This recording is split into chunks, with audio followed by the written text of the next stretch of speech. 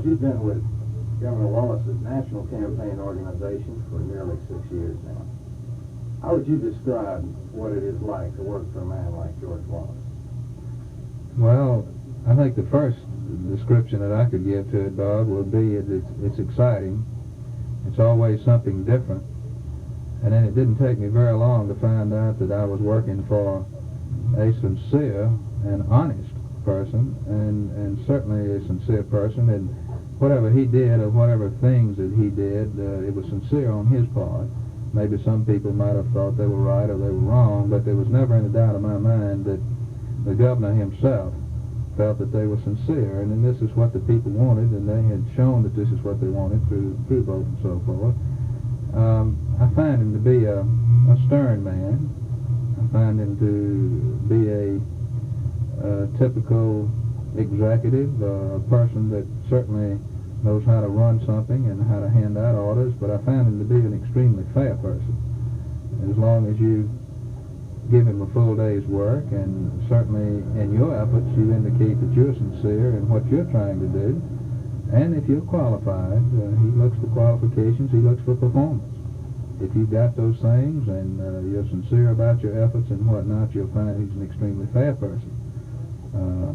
I have never, in my association with him, found him to be demanding in any way. He always wants to consider the other person's feelings and thoughts in something. Very few times that he's given me direct orders, do this type thing. He's asked me, what do you think about this, or don't you think this would be a good idea type thing. Of course, I can read between the lines quite a bit, and I know when he's trying to get information and when he's very nicely trying to tell me that these are the things that needs to be done. And his opinion in most cases, and I would say in all cases, in my case, are much better than mine, because he's one of the most astute politicians I've ever known, and I guess I could be considered fairly a novice in the business of having only been in it for about 6 years. Who actually runs the campaign? Now, you're the director of the campaign, but does Governor Wallace run his own campaign? Well, I would say that he does. He certainly makes all of his political decisions. I would never be so presumptuous to make a political decision with the governor without discussing it with him. And I found out that the discussion with him on political decisions is something that I'm very fortunate in having an individual like himself that can give me advice, because as I say, if you listen to what he's got to say and listen to what he feels that the people want, you'll find out that most of your decisions are made in the right manner. As far as the mechanics of the operation, fundraising, the setups of the rallies or anything like that, that's of no interest to him. He expects to have qualified people to take care of these details. But when it comes to projecting the things that he thinks that the public wants, then certainly that's always his decision, and I've never seen an individual that can read the public like Governor Wallace can. Why is the campaign organization in existence? Well, I suppose a better way to ask it, how often is the national campaign organization in contact? Contributions that we have received, how much we have paid on debts, and in some cases he brings up specific debts that he knows that we owe to see what progress has been made toward those. Other times we discuss various things that might appear in the news media, whether it be on television, newspaper, what have you, and just a general discussion. These conversations I've seen them as short as a minute and a half, and I have stayed on the phone with him sometimes as long as 45 minutes, almost an hour. Once the debt has been reduced and it's almost been cleared up, you're very close to breaking even for the 72 campaign. What will happen then? Will you keep a campaign organization together to keep this possibility open for 1976? Well, this is fully my intentions and my idea, and of course I haven't really discussed it fully with the governor at this time as to what his intentions are, but I might say this, and I think the governor realizes this, that it would be almost impossible to close this campaign headquarters down, because we're getting in anywhere from 2,000 to 3,000 letters a day. I don't want to mislead you and think that all those have contributions in them, because they don't, but we have 2,000 to 3,000 letters a day where people are writing in for guidance from the governor as to what they should do in their local politics, as to giving them some kind of hope about renewing the trust in the federal government and this type thing. And those letters have to be answered, and they have set their sights to Governor Wallace as being an individual that they believe can do something about the situation that exists, and to remove this campaign so that they don't have a direct correspondence with the governor or know where they can get in touch with him on a national scene. I just don't think would be wise, and maybe it wouldn't even be fair to his supporters. If it's not here, then certainly all this mail would have to be referred to at the Capitol, and this is something the governor has never allowed, nor would he ever allow the state of Alabama to incur expenses as a result of his national effort. Let me say one thing right quick. We do a lot of things here in the national campaign that probably could be done at the state, but we get letters in here. In some cases it pertains to state business, you might say, or people asking, the average public asking questions. There's no need for us to refer them up there and get into that expense incurred. We know the answers to a lot of them. We just answer them ourselves. So this office is actually probably, in the long run, has saved the state of Alabama some operating expense on the administration cost. It's been a year and a half, over a year and a half, since Laurel, Maryland, May 15, 1972. How would you assess the governor's recovery over this period of time, right up to today? Well, I think it's fantastic. For him to recover in the manner that he recovered in the period of time that we're talking about, I think is absolutely fantastic. In the first place, I don't see how he made the trip to Miami, going back that far. I think of myself or anyone else, and the minor injuries that I've had as to incapacitated me, I don't see how he made that trip. Then to come back and over the obstacles that was in front of him after he got back, and to take care of his business and at the same time come back with the physical recovery that he has is almost unbelievable. I believe, Bob, that except for his immobility from the waist down, I would dare say that he probably is in good health as you or I, maybe better, and possibly would live a longer life because he's taking care of himself. He has the therapy that he needs, and I'm sure he watches his diet, or I know he does. So I think his recovery has been fantastic. And I want to say this one thing too. In 1963, when Governor Wallace, when George Wallace first became governor of Alabama and began to rise as a national figure, it was on his position on segregation. His election was based on that, and his rise in popularity was pretty much based on that. At this time, do you think that was a pragmatic political position that the governor was taking, or did he reflect his own personal attitude? And in the 10 years since then, do you think that position has changed?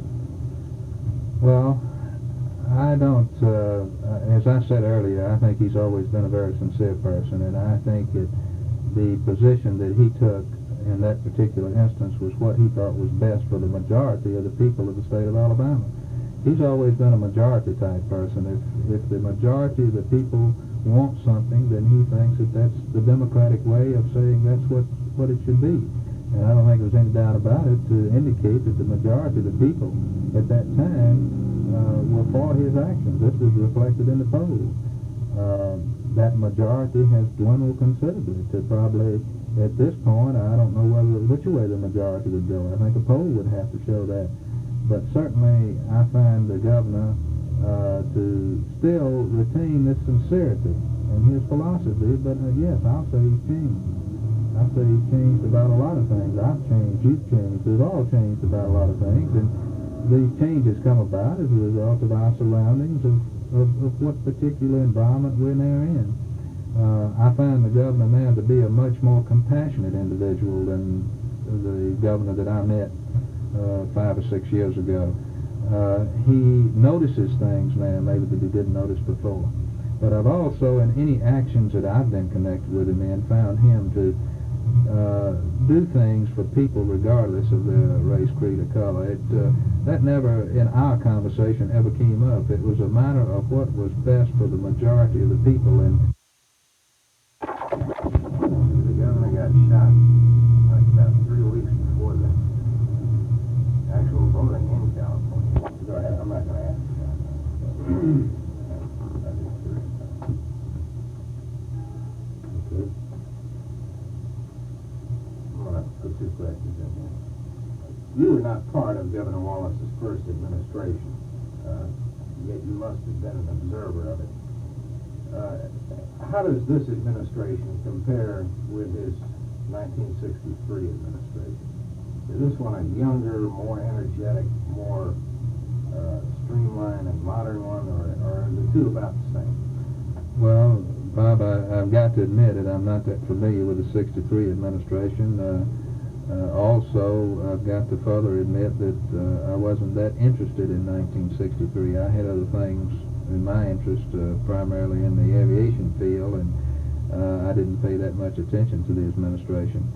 This administration that he has now, I find to be a highly qualified one. I find it to be more streamlined, if I can make any comparison at all. Certainly you're talking about a much more complicated process now in the administration than they apparently had back in 1963. But I do look at the people that the governor has appointed in his administration as being highly qualified people in their field. The things that I've seen come out of the administration certainly indicates that this particular record bettered the record of the years before, and more industry has come into the state than ever has before, and more funds have been made available to the aged and so forth than before. More roads are being built, so I don't think they've increased, I know they haven't increased the actual cabinet itself, so it's apparent that the people in those positions are doing a very good job. Giving you an exact comparison of 63 is just unable to do so. When it came time to make a decision in 1972 to enter the Florida primary, I understand there was a meeting to make this decision. There's a pretty funny story that surrounds it. Could you tell us about that? Well, I'll tell it on the chance that I might get into some difficulties on it, but I thought it was comical, and I think everybody in the meeting thought it was the same way. It was a meeting of, I think it was 8 or 10 of us, primarily individuals that the governor considered as close advisors. And we had started the meeting 3 o'clock or so in the afternoon, and meeting governor had cleared his schedule for this particular meeting because we had to make a decision as to whether he was going to enter the Democratic primary in Florida or not. We only had, I think, about 10 days to actually qualify, and there was some paperwork involved. So we went to his office and met, and we was trying to make this decision, and we beat it back and forth whether to enter the Democratic primaries as such.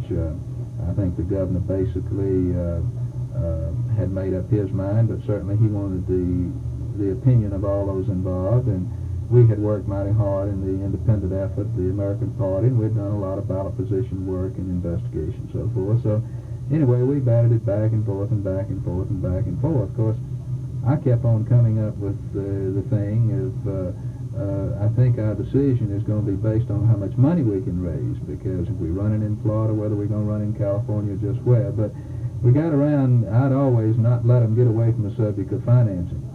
And primarily the reason being that at the particular time that we were talking about running, I believe our bank account actually showed a minus in it instead of a plus of any sort.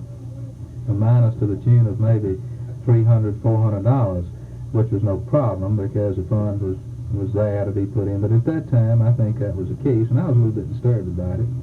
I had not taken over as a campaign manager but just a short while.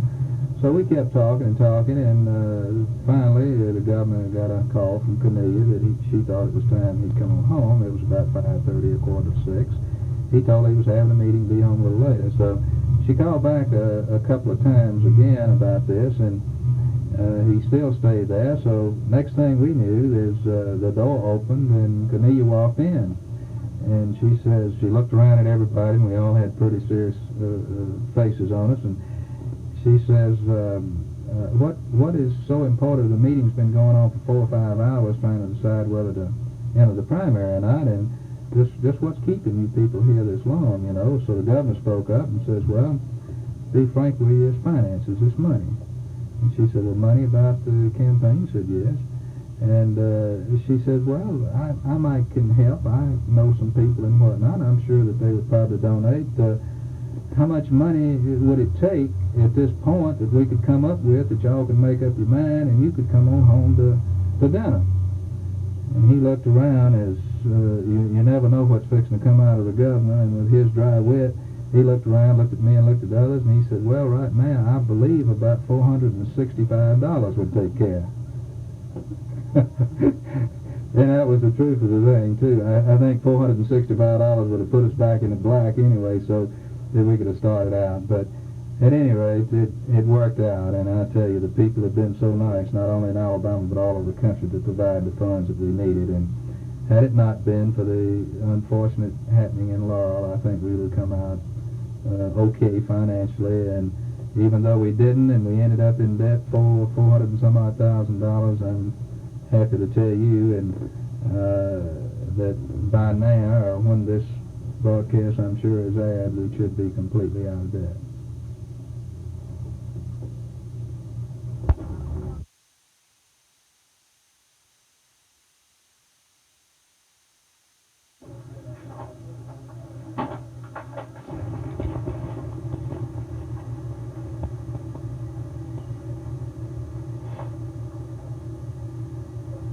Taking up the air conditioner. We can cut that if you want to. I'll cut that off. How much has been run off? 14 feet. You got 17 feet with it. Elvin, you were with the governor before he was shot in 1972 and since he's been shot. How do you think he has adjusted to his physical condition, and how would you evaluate his capacity to do the job of governor? For you to work for Governor Wallace? I consider it a privilege and an honor to work for him and to be with him. It's like being close to a great teacher and a great man. I just like to watch him and be with him as much as possible. What is it about Governor Wallace that everywhere he goes he seems to generate such excitement? How would you explain it? Well, I think he has great appeal, a wide appeal to nearly everyone, and he's popular, and he's received a lot of publicity and recognition, and the fact that he is one of the 10 most admired men in the world now for about 5 years. There's an element of curiosity for those who have not met him. They want to meet him and see what kind of a person he is. But people who know him and see him quite often and still gather around him at every occasion, such as his cabinet, employees here in the office. If he's at a dedication of, say, a bridge or a road, they still gather around him with the opportunity to shake hands with him. And it's the admiration and respect for him, as well as what he does himself to make you feel at home and to make you feel important. In your job, especially where you're working with the media and with the governor day in and day out, the hours are long. There must be a lot of stress because there's a lot of people who want to get to the governor. And there must be some frustrations because sometimes you think, well, maybe he should issue a statement on this or something like that. Do you find these frustrations and stress factor in your job? No, it isn't so bad, except it's a little frustrating in that you cannot accept all invitations. He receives a lot, and you would like for him to be able to go everywhere and be with everybody, but you're going to have to say no to some. And turning these people down is frustrating sometimes. But the demands on his time are such that he could not accept all invitations that he receives. But he accepts a lot of them, as you well know. What about the demands on your time? I don't notice it that much. When you're doing something you enjoy, it's hard to notice things like demands on your time, because you're happy in your work. And being with him is just like being with your own family. He is a part of the family, and we like to consider ourselves a part of his family. Now, we've been hanging around here every day for about a week now, and of course we've been in and out a lot during the last 2 or 3 years. There's a tremendous sense of humor around the people, among the people who are around the governor. Can you, off the top of your head, cite any example of something like this that might point this out? Well, this is kind of a contagious thing. I think the people who work hard and work as closely together as those of us who work with the governor do, we have to have outlets, and we have to laugh occasionally. And we laugh at each other and tell stories on each other, aides and security men and so forth. If one has an unusually embarrassing or funny situation, then we all get a kick out of it, such as at one point we had a security man who was going to take a shortcut back home from Birmingham, and he was confronted with a roadblock and had to bypass that, and we kidded him about getting lost. Of course, he wasn't lost, but we had a little fun with him on things like that. And the governor himself, he has a great sense of humor. Governor uses himself quite a bit as the center for his humor. He uses himself as the goat occasionally, doesn't he? Where he will, I know with the news media, he'll kind of make fun of himself. Well, this is true. Belittle himself. And his situations. There was, at one point, I remember someone telling him that the media was downstairs and waiting for him to come, and he would say something like, well, what you want me to do? Roll out of my wheelchair or something like this. He can take a situation that to some of us would be discouraging and turn it around and take advantage of it. And I think he's done that with his injury and with his experience. He has a great outlook. He realizes that perhaps he will never walk again, although he hopes for a miracle. But he realizes, too, that it's not important what he has lost, but what he has left, and that he can still contribute and is going to contribute and remain active. All right, Stan. Yeah. Bob, I guess.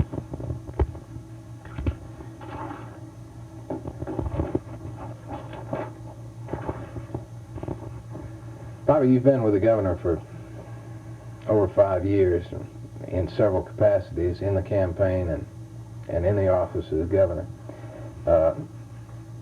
Some of the times during the campaign, there are some humorous things that have happened. I wonder if you could relate a couple of those to us, like the bedsheet incident. Bob, back in the 70 campaign, I remember I was doing advance work for the governor and going ahead to county to county and stop to stop, making sure everything was set up, setting up the rally sites and what have you, make sure the band was there in time, make sure we had a good crowd, and just sort of a goodwill guy, sort of a good PR man, sort of this type deal to make sure everything was taken care of. I remember right after the kickoff rally in Mobile in 1970, kicked off on Saturday, and we were swinging back up north, and we started off in Bay Minette, and Jack Lawson and the sound crew came in, and the fiddlers and pickers came in, and Governor Wallace, he got there, and he was getting up on the stage, and I noticed him looking around, and he said, "Bobby, where's the bed?" And I got to looking around, it wasn't a bed. He said, "You better get me a bed." He said, "I'm going to need it in a minute." So I ran across to the furniture store and got one of these fold-up beds, you know, and had to go to the dime store and get some sheets, and I got a pillow, and we got it made up. We got it up on the bed, and he turned around and said, "I want to look over here and see who's in the bed tonight." You know, people back in the audience there and out on the lawns of the courthouses, they'd say, "Governor, who's in the bed tonight? Tell us who's on those bed sheets." And so I finally got one up there, but I didn't know it was my responsibility to get to bed, but I had him to bed from then on. Yeah. Who was under that bed sheet? Oh, I don't really remember. It was, he'd find the Humpty Dumpty Democrats one day, and he'd find Red Blunt, and it'd be George McGovern of the Birmingham News. It was just all different kind of folks. You know, the old saying the Governor Wallace always said is, politics make strange bedfellows. I really don't remember. During that same 70 campaign, you had an interesting experience in Georgiana.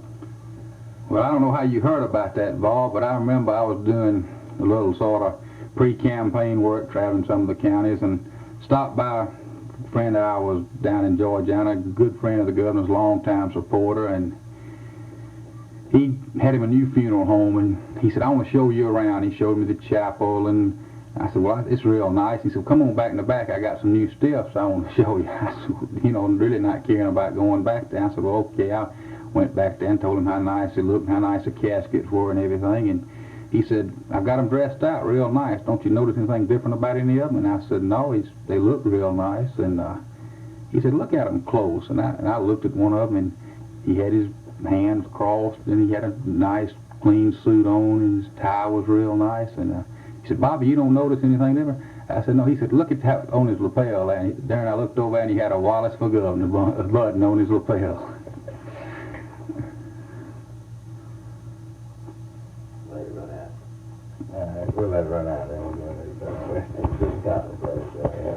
Except, as I say, intermittent pain, which would cause him to grasp himself around the waist, for example, and that would last for a few moments, and then it would pass. But that is, as far as my observation is concerned, on a daily basis, that is absolutely gone. And so, as governor of the state, I want to extend to them publicly, as I have already done privately, an official warm welcome on behalf of all the people of Alabama, and say that we wish that your tenure in this country to be long and profitable, as I said to you and to all of us, because it is indeed a great day for Alabama.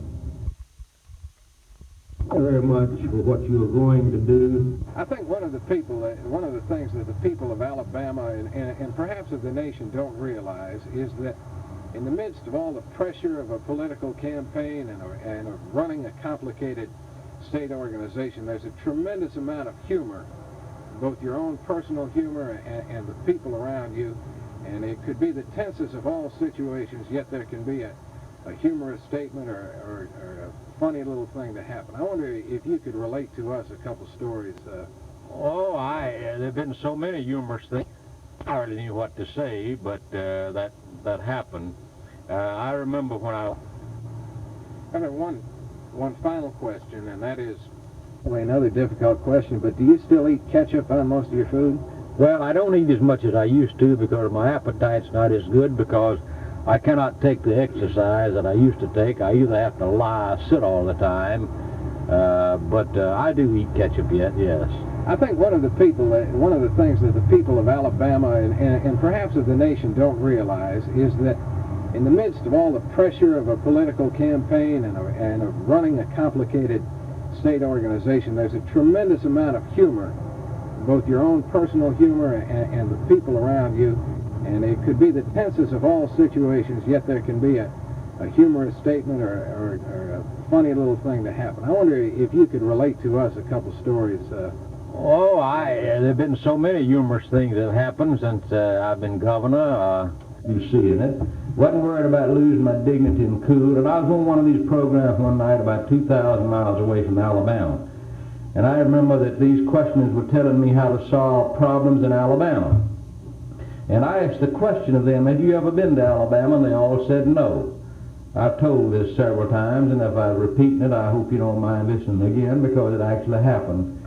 And I said, they said, no, we've never been to Alabama. And I said, well, I've been to your state about 6 or 7 times, and as of yet, I'm not quite qualified to tell you how to solve problems in this state. But maybe when I come back the 8th time, that I'll be an expert on your state like you're an expert on Alabama, even though you've never even been to our beautiful state. Well, we raised our voices at one another and began to shout at each other, and we had a shouting match, lost our dignity and lost our cool, and I didn't care.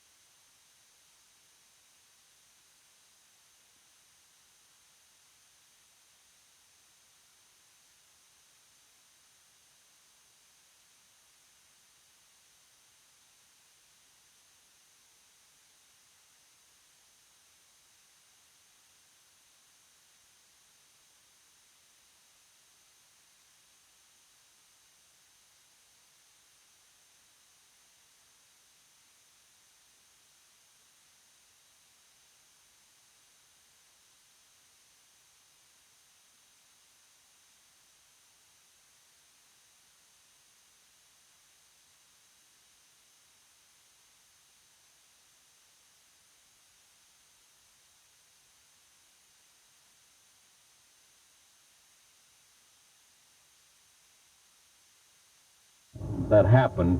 I remember when I was shot, that wasn't so much humor about it, but when I was lying on the ground, there was an agent knelt over me that I didn't know. He was a stranger. And he reached for my pulse, and he had a pistol in his hand and had it pointed right at my head. And I said, "Who are you?" And he said, "I'm an agent, Governor." I said, "Well, move that pistol. Don't point it at me like that. I've been shot enough for today." And he was not aware of the fact that he had his gun in his hand, because he had instinctively drawn it when he heard the shots. And while I was lying there also, one of my friends kept, after they'd taken my wife from over me, who was the first person to me, he kept saying, "Governor, it's not bad. It's not bad. It's very low. You're all right." I was in excruciating pain, the worst pain I'd have ever suffered. And there he was telling me, "It's not bad. It's not bad. Don't worry about it." I looked up at him and I said, "If you don't think it's bad," I said, "you just take another look." And he had to even smile at that. So I suppose you have to have some humor, and I've had many humorous things to happen, maybe more than I can mention on this broadcast, but I suppose if we didn't have a little humor, we'd all crack up.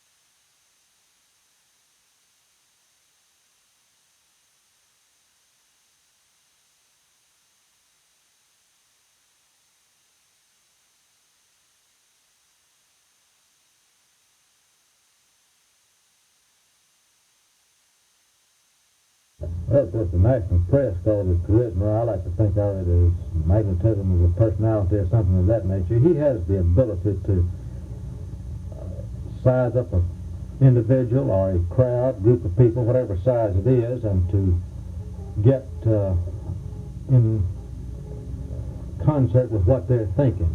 He can be speaking to a crowd, and within 3 or 4 minutes of his speech, he is able to decide in his mind what that crowd wants to hear. And I don't mean to suggest that he is going to say exactly what they want to hear, but he can say what it is he's got to say in the way that they like to hear it. And he can make them think that, well, but for some reason that could be me up there saying that. I've heard hundreds of people through this nation say to him, well, Governor, you talk exactly like I wish I could talk. And I think that's one of the things that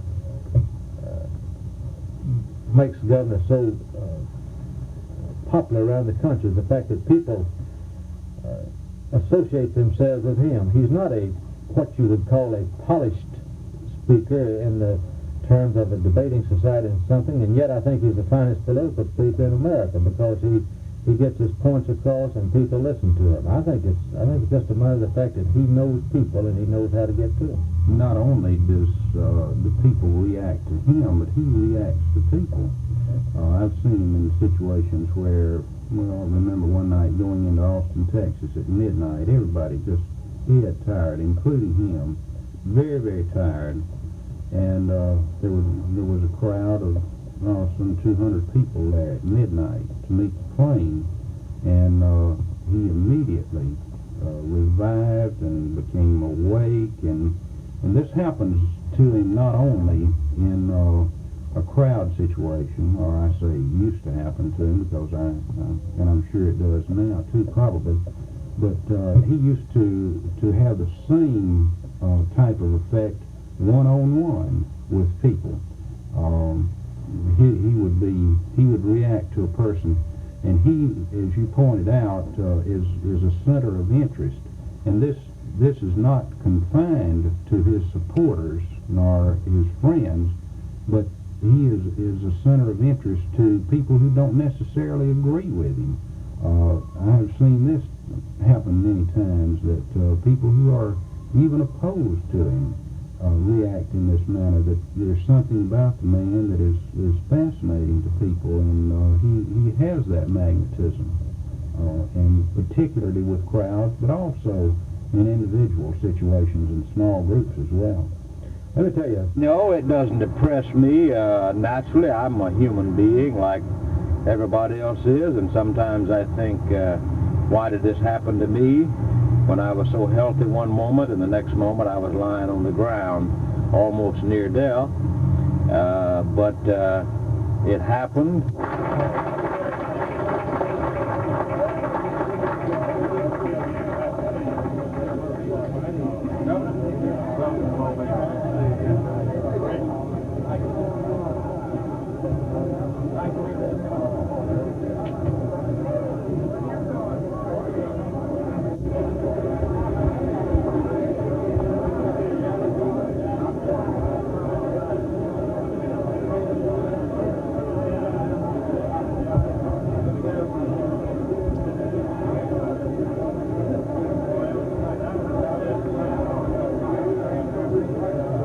He can talk with just about anybody.